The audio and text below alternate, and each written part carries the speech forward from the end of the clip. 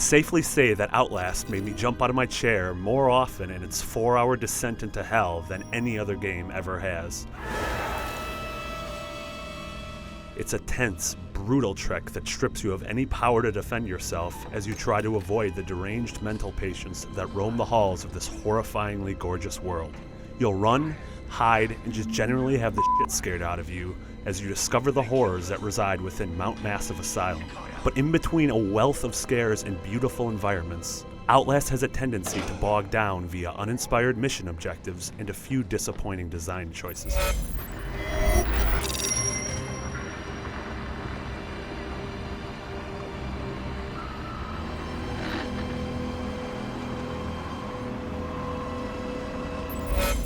From the get-go, Outlast is one of the best looking and sounding survival horror games to date. Everything from the dynamic lighting to a fantastic soundscape work together to keep you on edge every second of the experience. I dreaded entering any new areas or opening any closed doors for fear of what lurked in the dark unknown.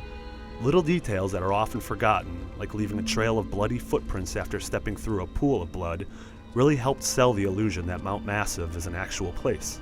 Aside from running and hiding from the creatures that haunt the asylum, diligent searching reveals numerous notes and diaries that help flesh out the backstory.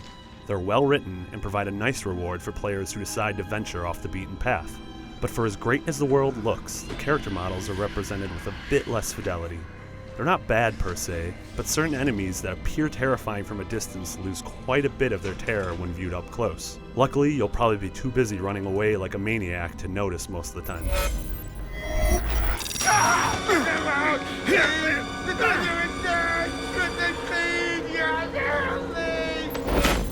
You're ostensibly powerless in Outlast, meaning that your main tools for survival are running and hiding. Barreling down a hallway with a beast right on your heels, bursting through a series of doors when you have no idea what's on the other side, and eventually finding a closet to hide in and evade your pursuer provides a fantastic and terrifying thrill. Your guardian angel in Outlast comes in the form of a camera with a night vision setting. Much of the asylum is bathed in darkness, so you'll be viewing a lot of the world through a bright green lens. This helps create a great sense of tension, which is heightened by the fact that the camera runs on batteries that need to be found throughout the environment. Outlast forces you to be conservative with your resources, as running out of juice in a particularly dark area forced me to have to reload a prior save file and replay a good chunk of a level. This punishment seemed severe at the time, but ultimately acted as a lesson in how careful planning was essential in order to survive in this world. Sadly, Outlast bogs down a bit when it tries to shoehorn gamey elements into the horror experience. Slowly making your way through a dark basement crawling with enemies is great, but having to activate 3 generators in order to restore power to an area? Not so much.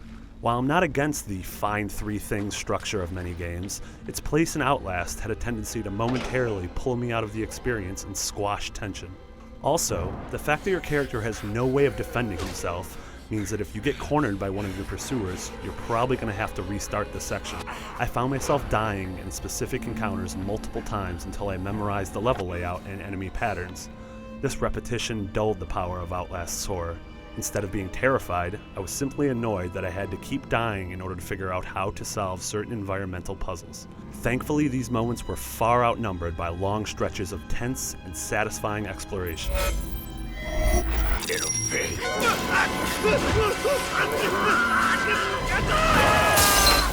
Outlast can stand proudly as a unique and terrifying survival horror game.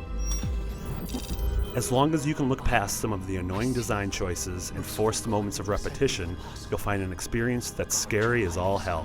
For more on Outlast, keep it here on IGN.